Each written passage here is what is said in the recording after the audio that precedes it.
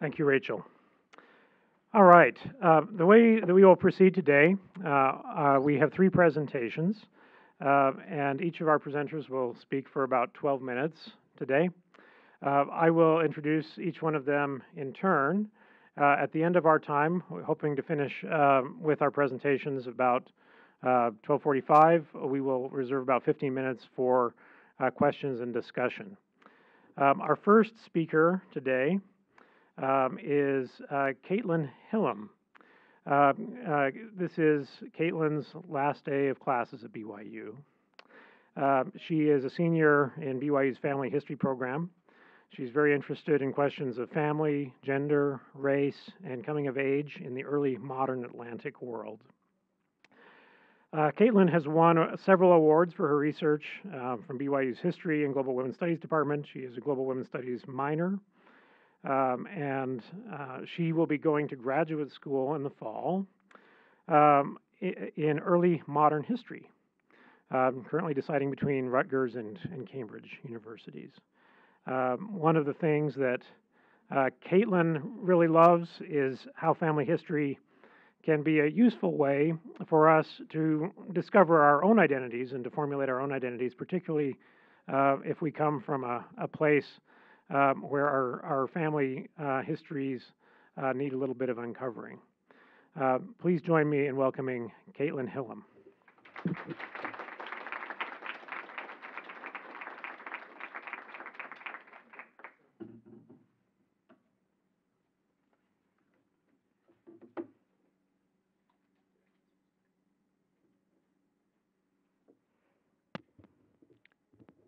On January 6, 1842, a group of philanthropic women gathered in the session room of the First Presbyterian Church of Philadelphia to attend a monthly meeting of the Indigent Widows and Single Women Society.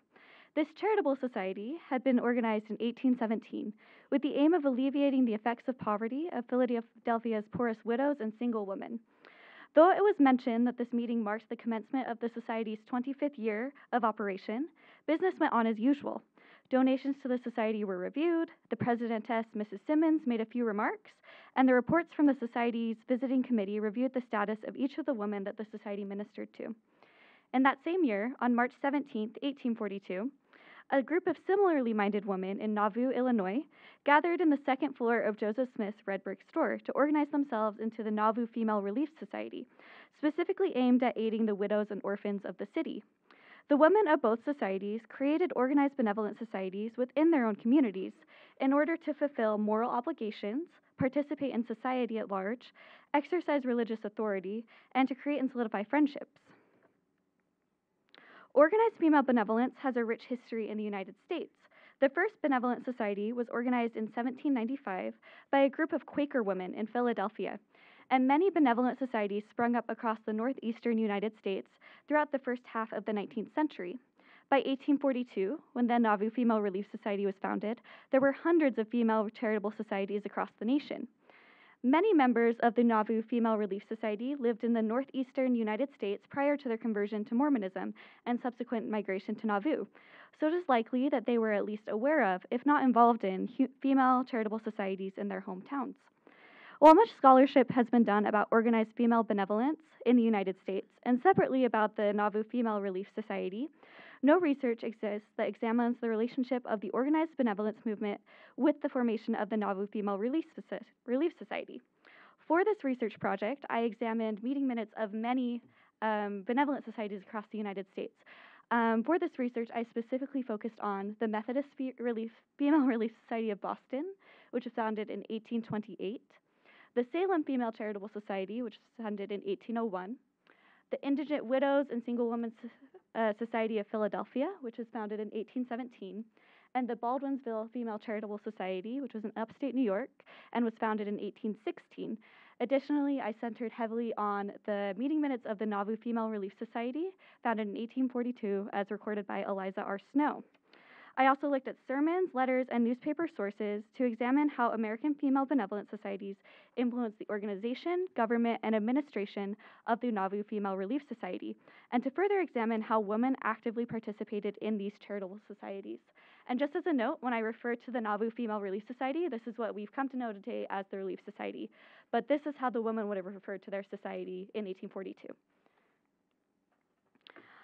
The legacies of organized female benevolence, including their views about female morality, facilitation of activity in the informal public, emphasis on democratic processes and political activism, and donation models, heavily impacted the Nauvoo Female Relief Society. The turn of the 19th century ushered in new ideas about conceptualizations of women's role in society. Pushing against the historical narrative of separate spheres for men and women during the 19th century, historian Catherine Brekus has examined what she calls civil society, the vast middle ground between the public and private spheres which is shared by men and women. She argues that the emergence of widespread female preaching in the early 19th century was closely connected to the expansion of civil society, especially because churches themselves became part of the informal public. This, in turn, encouraged women to nurture an ethic of religious and civic virtue.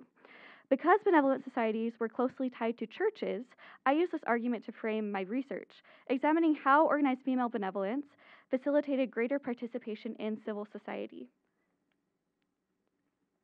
Though the Nauvoo Female Relief Society was formally established on March 17, 1842, this society was in fact an outgrowth of a sewing society created several weeks earlier by Sarah Granger Kimball to provide clothing to men building the Nauvoo Temple. Benevolent women like Sarah Kimball actively created environments in which women could stretch societally prescribed domestic expectations and cultivate friendships in forming benevolent societies. By holding the meetings in her parlor, Sarah and the members of her sewing society were functioning within the bounds of domesticity. However, through the benevolent purposes of this society, Sarah created a space in civil society for herself and her female colleagues by actively engaging with the needs of her community. The formal establishment of the Methodist Female Relief Society of Boston similarly reflects women's expanded role in civil society. At the founding, 2 men were present in the company of a number of ladies, with a Dr. Booth presiding and Reverend Mr. Moffat, who oversaw the Bennett Street Methodist Church, providing religious authority to the meeting. The meeting took place in the home of one of the society meetings. Thus, this foundation encompassed the domestic, with the meeting taking place in a home, and the public, as it was a public gathering of women. The presence of men at the foundation meeting demonstrated that their society functioned in civil society because it allowed a public arena for men and women to interact, in this case to promote charitable activities within their community. During the meeting, both Dr. Booth and Reverend Moffat provided their feedback for the society, though when it came time for the women to actually vote on the Constitution and elect the officers, the men left the room. This is remarkably similar to the formal establishment of the Nauvoo Female Relief Society. Joseph Smith and Elder John Taylor were present for the beginning of the meeting and provided practical and spiritual suggestions, but when it came time for the members of the society to adopt their constitution and elect officers, they left the room at Emma Smith's invitation. Both of these instances demonstrate that while men had some influence in benevolent societies, mainly by providing religious authority, women actively created a space for themselves through their benevolent societies. In inviting the men to leave the room prior to carrying out elections, the women in both societies were asserting that their relief societies were female-dominated spaces of informal public. Thus, these women carved an exclusively female space for themselves in civil society. A unique aspect of female benevolent societies throughout the United States during an age where women were limited in their allowed civic participation was that the leadership was entirely female and that women engaged actively in democratic processes. The government of the Salem Female Charitable Society, for instance, was composed entirely of women who were voted into their position by the other female members of society. Voting was an important aspect of the Nauvoo Female Relief Society as well. Meeting minutes specified that new members would only be accepted into the society by popular vote, and Emma Smith was voted as presidentess of the society by the women in attendance. Upon her election, her husband Joseph Smith referred to a revelation given to Emma some 7 years prior in which Emma was called an elect lady, expounding that Emma's election as presidentess of the society was a fulfillment of that prophecy. Women being elected rather than appointed to their positions was a hallmark characteristic of female benevolent societies, and once again allowed women interaction in democratic processes. Societies such as the Salem Female Charitable Society and the Baldwinsville Female Charitable Society followed a similar pattern. In creating a society that they organized and governed for themselves, female members of the Nauvoo Female Relief Society and other contemporary organizations stretched the boundaries of civil society. Women worked in authority positions within the society, while the nation denied women the vote and would continue to do so for nearly a century to come. Women still directly practiced voting and democratic processes through their charitable societies. Charitable societies furthermore gave women a platform in which to engage with the politics of their day, albeit in indirect ways. While participating in elections within their society allowed members of female benevolent societies to practice public political processes, they took this civic engagement a step further by petitioning to local and state governments.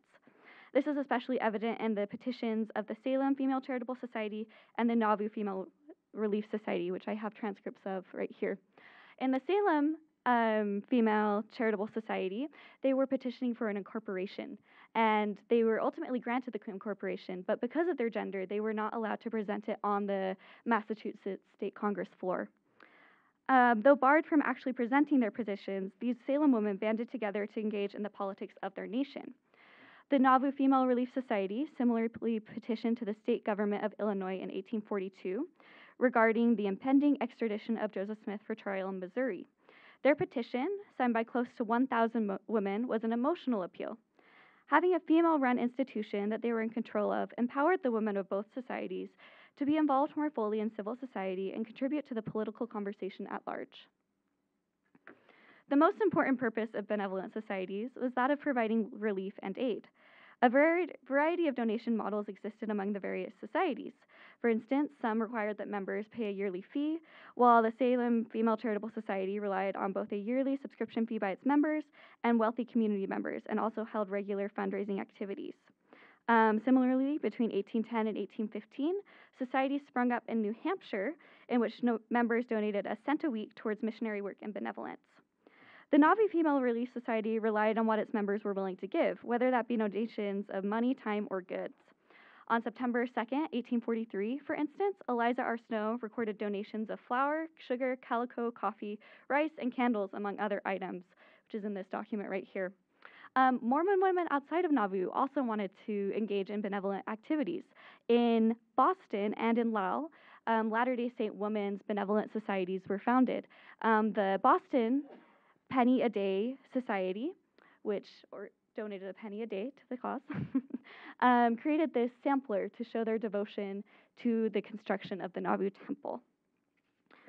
Through the efforts of their benevolent societies, women actively contributed to making their communities into a better place. The Fragment Society of Boston reported that they helped over 500 expectant mothers have access to clothing for themselves and their babies. Similarly, the Nauvoo Female Relief Society spent over $400 in their first year to provide aid to those in their community who stood in most need of help. Individuals who received aid from the Relief Society in 1842 included a widow and child who had recently arrived from England, a widower with 9 children, and orphans in need of schooling. By flexing this charitable muscle, women contributed to civil society by addressing issues of poverty and actively creating solutions to dilute those issues. Because benevolent societies were motivated by Christian values of service and love, they provided an important setting for women to claim and exercise religious authority within civil society. Often, in these benevolent societies, women would preach to each other, they would pray to each other, and they would pray for the people that they were serving. The Nauvoo Female Relief Society radically transformed female religious authority in the context of organized benevolence by giving women access to the priesthood. Upon election by popular vote of Emma Smith, Sarah Cleveland, and Elizabeth Ann Whitney to the position of president, first counselor, and second counselor, respectively, Joseph Smith and John Taylor ordained the women to have access to priesthood authority in their offices in the Nauvoo Female Relief Society. Through this focus on and ordination to priesthood roles, the leaders of the Nauvoo Female Relief Society claimed religious authority similar to that given to male leaders in Nauvoo. Joseph Smith soon expanded this priesthood authority to all of the members of the Nauvoo Female Relief Society. Furthermore, the Nauvoo Female Relief Society prepared women to receive temple ordinances in Nauvoo. Thus, organized female benevolence expanded women's roles in civil society by giving them greater access to religious authority. Ultimately, organized benevolence provided a crucial avenue for women to participate in civil society during the 19th century. Through charitable societies, women enjoyed a greater role in the informal public, created their own government systems that mirrored those of the nation at large, contributed to social problems within their communities, and exercised greater religious authority. Many historians agree that organized benevolence and other female-led societies, such as the temperance movement and the anti-slavery movement, directly inform women's participation in first-wave feminism during the 19th century and ultimately gave women the skills they needed to successfully campaign for suffrage. Indeed, the Relief Society, at the end of the 19th century, was heavily interested in and involved in suffrage campaigns at the end of the 19th century. The Nauvoo Female Relief Society provided an important structure for LDS women to organize, to fight for suffrage, and exert their influence over the church as a whole in later years. At the end of the first meeting of the Nauvoo Female Relief Society, Emma Smith declared, "We are going to do something extraordinary." Through their efforts, the women of Nauvoo banded together to aid many of Nauvoo's most impoverished individuals and families. What began as a small female charitable organization of 20 women eventually grew to become the largest women's organization in the world, with 7 million members across the globe today. Through their charitable contributions on both a local and global level, members of the Relief Society continue to do the extraordinary. Thank you.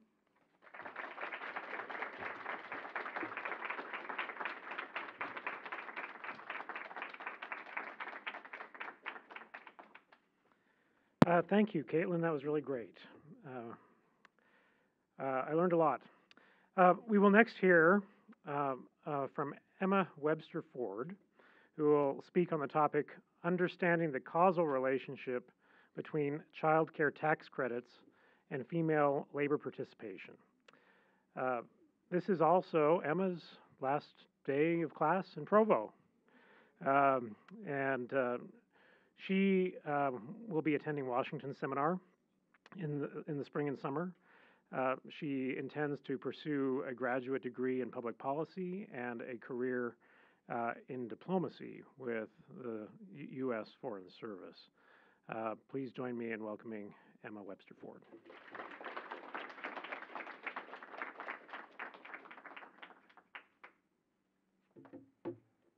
Hi, everyone. Good afternoon. I am so lucky to be able to present my research with such wonderful researchers as well. So, unfortunately, mine is going to involve a lot more numbers, and so I apologize in advance. My research is on the causal relationship between state-level child care tax credits and female labor participation. This really interested me because I love to learn more about economic inequity between the world, and I love learning more about women, so it seemed like a really good impact, especially because women have a much less share of the labor force, and so what led me to look into this is figuring out what kind of inputs impact this decreased labor force participation. So to start, I'm looking first at the Child and Dependent Care Tax Credit, and this is a federal level tax credit. It's a progressive tax program, which means that as household income decreases, the percentage that you receive from the tax credit increases, which really shows that it targets low-income families and is able to provide more benefits to those who need it. As you can see in this program, it has a certain level, which is $3,000 is the federal level, and then at each income level, it reduces the percentage. So the maximum amount that you can get is $1,050 from the child care tax credit. The states have their own child care tax credit, which is usually a makeup of part of the federal credit. This chart shows that not all states have the same amount of credit that they provide. They provide it through employers, they provide it by themselves, or they don't provide it at all.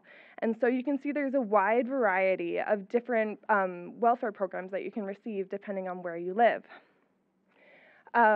When you look at labor force participation, there is also a wide variety based on family, based on children, and based on your gender. And so you can see that mothers with younger children who would be involved in child care services have a lower labor force participation than mothers with older children, which is lower in total for fathers with children. This disparity really makes you wonder, what are the causes of this, and how can you, as a community and as a society, look to support these people who could potentially benefit from welfare programs? So this shows that the labor force participation does change over time, and it has changed as more women enter the force. However, there still is this disparity between children and ages of children.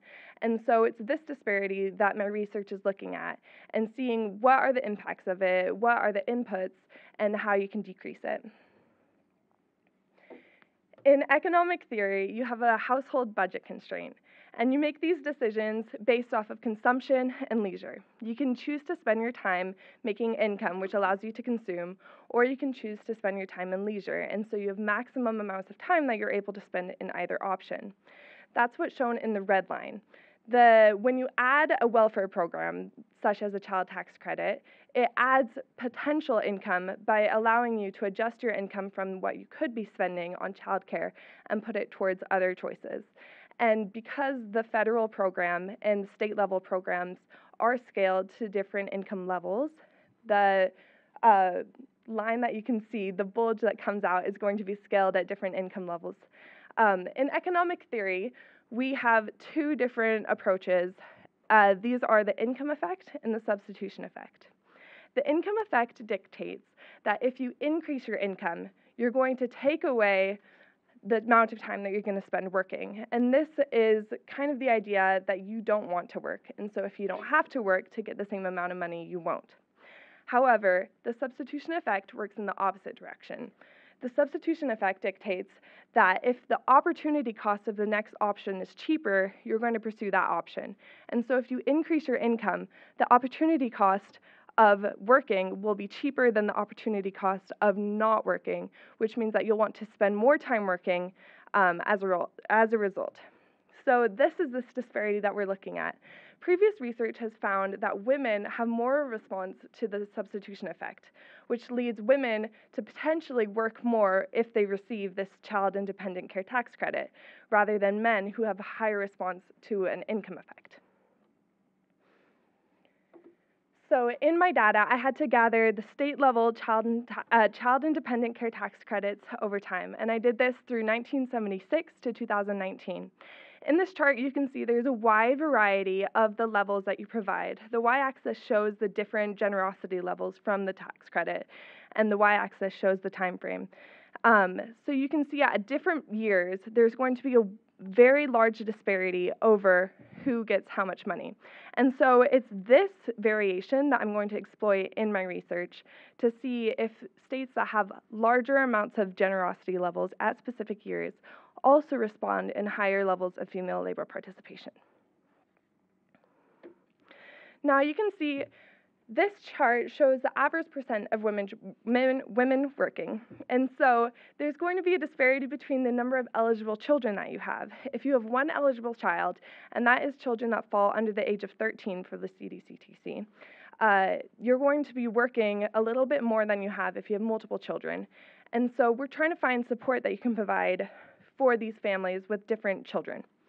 In research, you can see that they describe a motherhood penalty, and this is the thought that women who leave the labor force to have families face alternate negative externalities when they try to enter the labor force. This can be seen through discrimination in hiring practices, where women are rated as less competent and less committed to the job, compared to men and fathers who are rated better than men without children. And so there's a lot of these forces that prevent women from entering the labor force once they have children. Now, this is a scary table, but essentially it talks about the demographics of families with one eligible child and two eligible children. You can see that mothers with multiple children are younger than mothers with one child, and Hispanic and white women slightly have more children than black women. When you look at marital status statistics, you can see that women with multiple children are more likely to be married. In addition, when you're working, you're more likely to have one kid. And then if you separate that working status into working full-time or part-time, you can see that women who work a full week are more likely to have one kid, and women who work half weeks are more likely to have two kids. Now, in my regression, I look at the effects of having multiple children and offering the different generosity levels on three outcomes: the amount of hours that women work a week, the wages that women earn, and whether or not they're working at the start of the program. My results show that there's going to be large returns to wages for graduated women and for women who didn't graduate high school rather than women who did graduate high school, which produces a U-shaped response of education to these child tax credits, which is very interesting.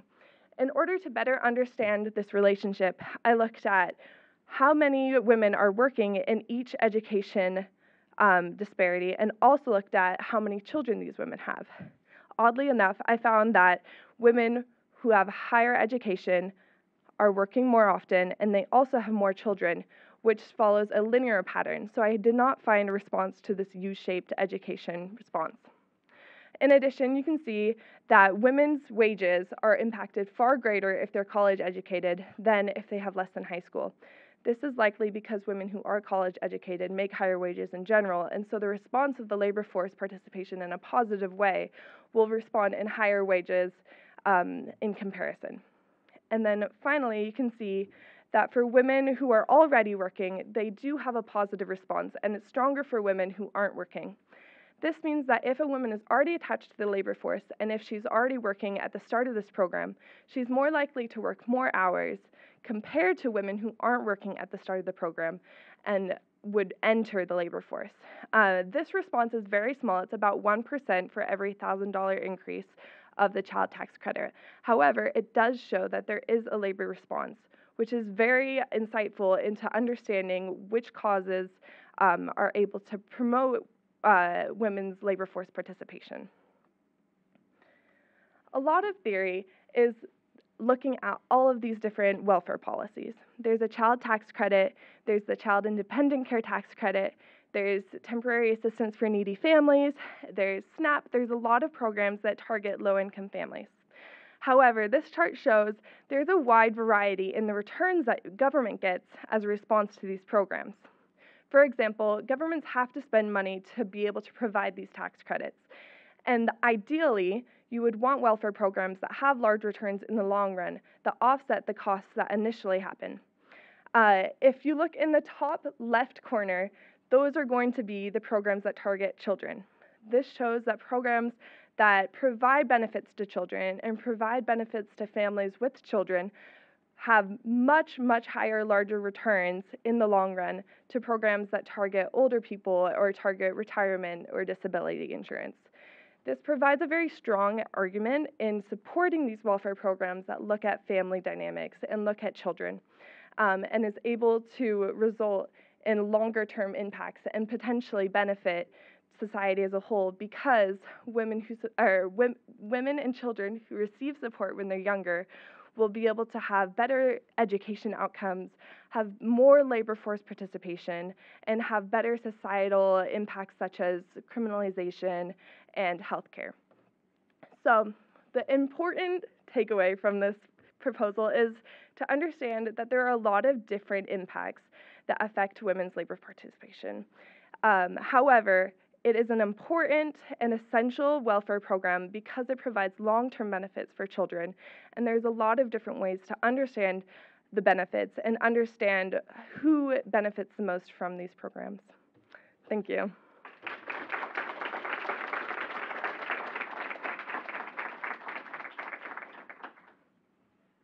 Thank you, Emma. That was extremely interesting. Our final speaker today is Zana Furtado. Zana Furtado will be speaking on the topic of differentiated citizenship in Raquel Guiqueroices U15. Zana is a master's student here at BYU in the Luso-Brazilian Literatures program, and she received her BA in Portuguese at BYU. Zana plans on applying to PhD programs this coming December and intends to teach Portuguese in the future. She also teaches Portuguese now. She served a mission in Guyana, Brazil, and is from Bountiful, Utah. Loves questions of human rights and identity and race, particularly in Brazil. Please join me in welcoming Zana.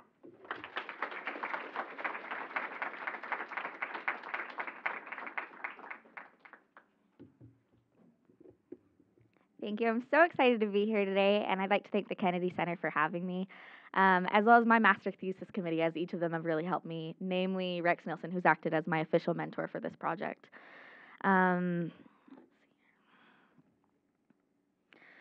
Throughout this presentation, I will use the Portuguese word retiranche, as there's not a direct translation in English. Retiranche connotes a mix of a refugee and a migrant, and is especially used to refer to those fleeing from an ecological disaster.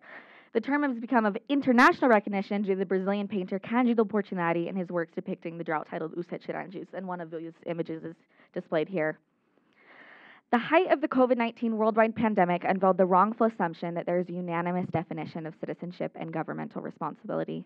Although these debates in some parts of the world may be recent, in other nations like Brazil, this discourse of citizenship presents itself throughout the nation's history. In 1930, the northeastern Brazilian author Raquel de Queiroz published the novel O 15, which portrays the harsh realities of the drought of 1915 that tormented northeastern Brazil. Her efforts and those of authors of the same decade resulted in unprecedented literary novels, which shaped a new literary style often referred to as the Romance de 30. Each regionalist novel, although distinctly diverse, shares a common purpose in portraying civil injustices among our rural communities. Queiroz's first novel, O 15, undermines and dismantles the sense of citizenship that was instilled by politicians in the oligarchical republic spanning from 1894 to 1930, which was exclusionary in nature and omitted a care for northeastern Brazil. Though the drought of 1915 has long since passed, Queiroz's deconstruction of disproportionate citizenship within Brazil continues to accurately portray the persistent phenomenon and challenge that scholars today have defined as differentiated citizenship. My presentation today will focus on the analysis of the novel's three main characters, Conceição, Vicente, and Chico Bento, and their roles in typifying differentiated citizenship at the time of the 1915 drought and in present-day Brazil. I conclude by commenting on the reception of the novel as a whole and its effectiveness in creating a more civil society. In 1894, after the first two administrations led by the military following the institution of the Old Republic in 1889, the agrarian oligarchies of São Paulo and Minas Gerais assumed the country's absolute political power. This new political regime, referred to as café com leite, due to their respective dominance in producing coffee and milk, funded their own economic success. Meanwhile, northeastern states suffered without political representation and continued in an economic decline. In 1915, in addition to the already unstable economic circumstances, the citizens of the northeastern state of Ceará were confronted with the ecological devastation of a large-scale drought. The state and federal governments created concentration camps in the peripheries of big cities to abode the retiranches. The first of these concentration camps, named Alagagiço, was in Fortaleza, the capital of Ceará, and is the concentration camp that Queiroz bases the novel O 15. Alagagiço housed about 8,000 retiranches, with almost 150 deaths occurring daily. These concentration camps not only served as detrimental to those forced into the precarious living environment, but also modified and justified the ideal of social Darwinism. The separation and isolation of the distinct group of lower-class citizens became even more inhumane when accounting for the guards constantly surrounding the retiranches and the little food provided for them.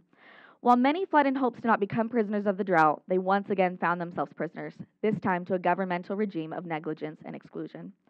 The scholar José Manuel Mendes defines citizenship as the belonging to a unit or a political body which holds, protects, and ensures circulation in a delimited space.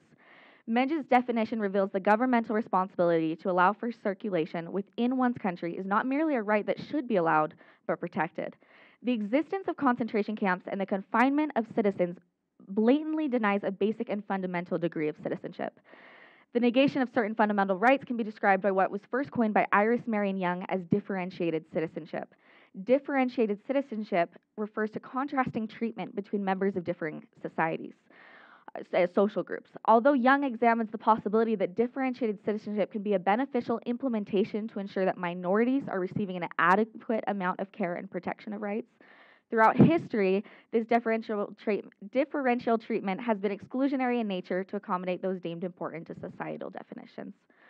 O 15 narrates the lives and perspectives of three northeastern families, all from distinct financial classes, and how the drought of 1915 impacted them. Conceição, her cousin Vicente, and Chico Bento and his family. Throughout the examination of these characters and their varying degrees of affliction, aspects of differentiated citizenship become apparent. Conceição, a schoolteacher, described as a white 22-year-old well-off young girl, has no plans to get married. As an unconventional young woman in the early 20th century, she had even ventured into socialist readings, and precisely from these readings came the worst of such ideas, strange and absurd to her grandmother. Her level of privilege demonstrates itself in her ability to study, work, and to live alone in the big city. Conceição's thoughts are only about the drought when in immediate contact with those truly affected by the disaster. Despite her undisturbed experience, she plays a vital role in Queiroz's critiques on governmental negligence, as the reader is able to see the concentration camps through a higher economic perspective. She often visits the concentration camps. However, she is described as crossing through the concentration camps very quickly. She radiates very little empathy for those unfortunate enough to be trapped inside, but when begged for money, she would take out a nickel out of her purse and continue ahead at a brisk pace, fleeing the promiscuity and the stench of her camp. Her disdain and resentment due to the obligatory passing of the concentration camp is due to the bad smells and the perceived promiscuity of the lower class Hetchiranchis, rather than an empathetic disdain for their imprisonment. When crossing paths with Chiquinha Boa, a widow who worked for her cousin Vicente's family, Conceição pays little attention to the Hetchiranchi's circumstances and instead focuses on her cousin, imploring for details about his love life. Chiquinha Boa states that she came to the concentration camp with her kids since she had heard that here the government was giving food to the poor. This quick exchange publicizes the government's narrative and rationale behind the concentration camp, whereas the harsh actuality of the Hetchiranchis tells a different story. When not faced with Hetchiranchis in her physical path, Conceição continues to focus on romantic tensions with her cousin Vicente. Conceição's ability to communicate, to work, and to fantasize serves as a juxtaposition to the Hetchiranchi's reality and operates as a critique to universal citizenship, as she does not need governmental response to the same degree that other characters do in the novel. The second exemplar of differentiated citizenship manifests in the life of Vicente. Much of what differentiates Vicente from the third illustration of differentiated citizenship within the novel is his ability to choose. Vicente constantly is faced with options, starting with his choice to become a cowherder. His ability to choose and afford a societally defined better career provides itself evident through actualities of his family members. Paulo, Vicente's older brother, often referred to as doctor, studied to become an attorney. The third-person narrator explains when referring to Vicente's mother that now the old lady had come to terms with not making Vicente a doctor. Not only was an advanced education a possibility for Vicente, but through Queiroz's word choice, it denotes that at one point it was even encouraged. Vicente's ability to choose a different life for himself puts him on a completely different playing field than other farmers and cattlemen during the drought who were obligated to such professions. When examining levels of citizenship, the citizen's actual circumstances as well as potential opportunities must be evaluated. Vicente's degree of tribulation during the ecological destruction, however, finds itself greater than that of Conceição's, as his habitual routine is greatly impacted by the drought. He is constantly reminded as he sees his animals, the fruits of his work, die one by one. Not only are Vicente's potential opportunities greater than those of Chico Bento and his family, but his current degree of citizenship is higher. When his family leaves the farm, since they don't like being without bathing, standing for water more than a leg away or a mile, he visits them in Queixadac weekly. Though he chooses to stay on the farm, he can escape the drought and does in fact escape on a weekly basis. The third and final degree of citizenship, arguably the most important degree dissected in the novel, manifests through Chico Bento and his family. While analyzing the lives and experiences of both Vicente and Conceição, we can see how they might require different levels of citizenship from the government. However, it only becomes apparent through analyzing Chico Bento and his family the realities of differentiated citizenship practiced during the drought. Chico Bento, in the beginning of the novel, is let go by his employer. Knowing that he would not be able to care for his wife and 5 children if they stayed in a drought-stricken environment, and hearing of the free train tickets that were given out by the government, he stops at the train station to acquire tickets to Fortaleza, the state's capital. His hopes of saving his family are quickly shattered as the ticketing agent tells him that in order to receive the free train tickets, he would have to wait a month or travel by foot since they had run out. Knowing that his family stands little to no chance at survival if they stay or if they go, Chico complains, saying, when it's over, they go around spreading the word that government helps the poor. They don't even help to die. He later finds out that the tickets allocated for Hetchiranchis were in actuality being sold to the highest bidders, revealing the government's goals, which were anchored on furthering monetary profit instead of protecting their citizens. The governmental corruption and purposeful neglect of the Hetchiranchis becomes obvious as their initiatives were merely for appearance. With no other viable options, Chico Bento, his wife Cordelina, and their 5 children are forced to migrate by foot from the region of Queixada to Fortaleza. The government's lack of fulfilling their responsibility, however, does not impact Chico Bento to do the same. A few days into their journey, after stopping to eat under a juazeiro, this tree depicted here, Chico sees a group of hechiranchis cutting up a diseased cow. Nauseous at the idea of eating the bad-smelling animal and hearing that they had not eaten anything in 2 days, Chico, without being asked, shares his family's food with them to the extent that there was nothing left over. His wife, Cordelina, startled with their situation, asked Chico, "What will we eat tomorrow?" To which he responds, "I don't know. God will help. I couldn't let them gnaw at rotten bones." Chico emulates ideal citizenship as he fulfills his responsibility to others within the society. Despite his honorary citizenship, he continually is not treated with the same merit. Along the long journey, Chico and Cordelina's son, Josias, eats uncooked yucca root and dies poisoned. Shortly after, when among other hechiranchis, their oldest son, Pedro, disappears. Desperate to find their son, the family knocks on the village delegate's door. Standing outside the door, Chico hears a female voice from inside quietly say, "Don't open the door, it's a hechiranchi. It's better to pretend that we didn't hear them knocking." It is important to note that this was not just anyone openly denying help to lower-class citizens.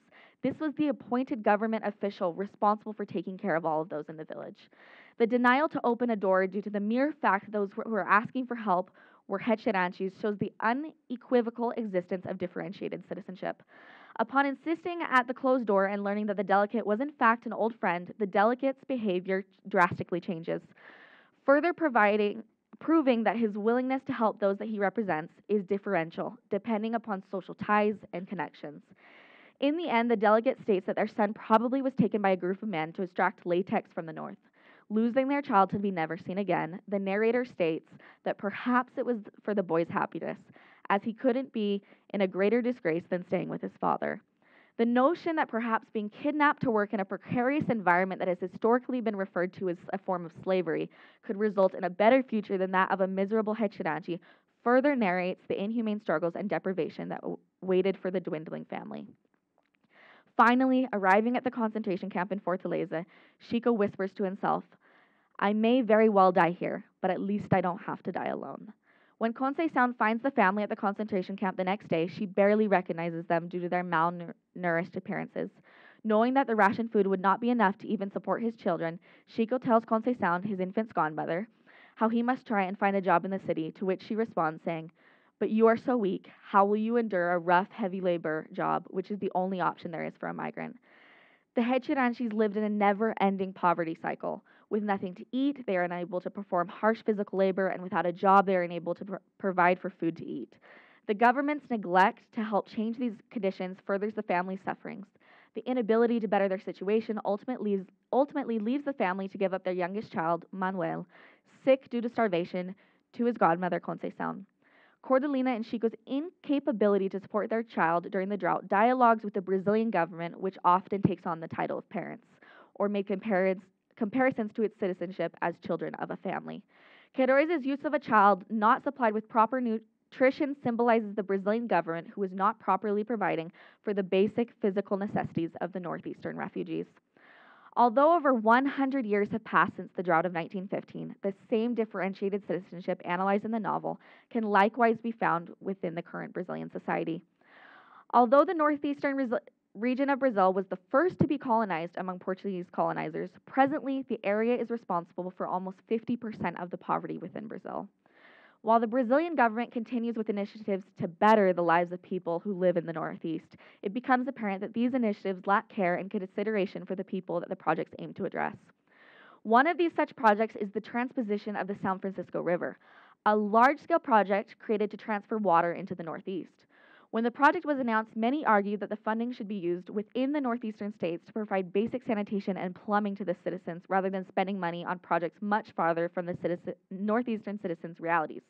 However, greater problems arose when over 848 families and many indigenous territories were forced to relocate their homes so that the project could be carried out.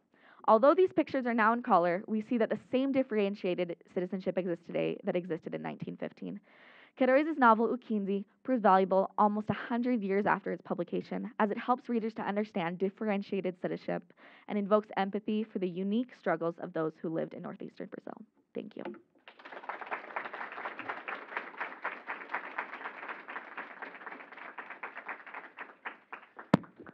Thank you again, Kaitlyn, Emma, and Xana.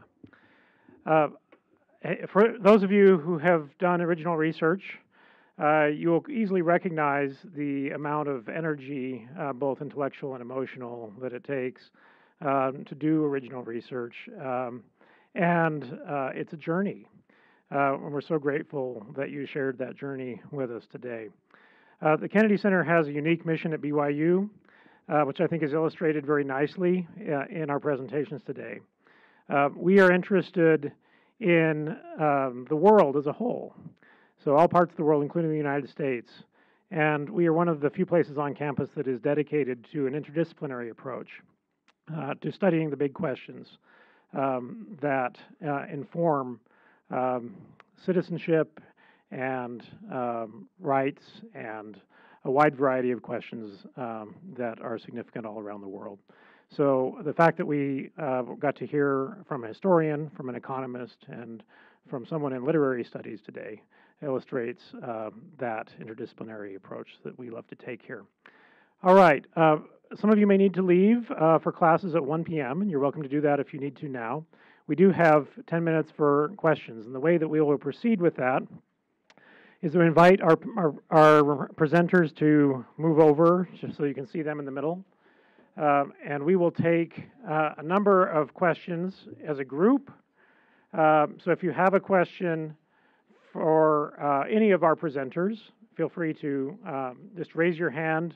We will ask you to stand, introduce yourself briefly, and ask your question. In the interest of time today, we will gather a number of questions and then turn the last few minutes of our time over to our panelists to respond as they would like. So the floor is open if you have questions for any of our presenters today.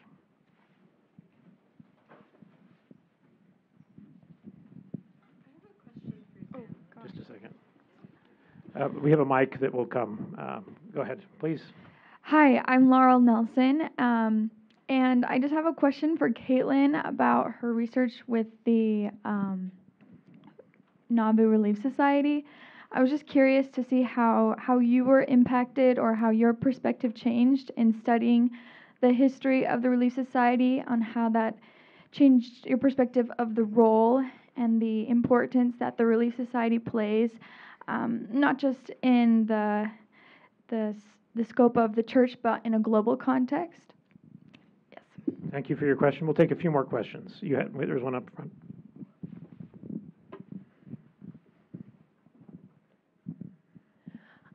I just wanted to ask Xana if the effects of what happened during the time of the Retiranchis are still being manifest both politically and socially, or if it's more just these social attitudes that are affecting citizenship in Brazil right now.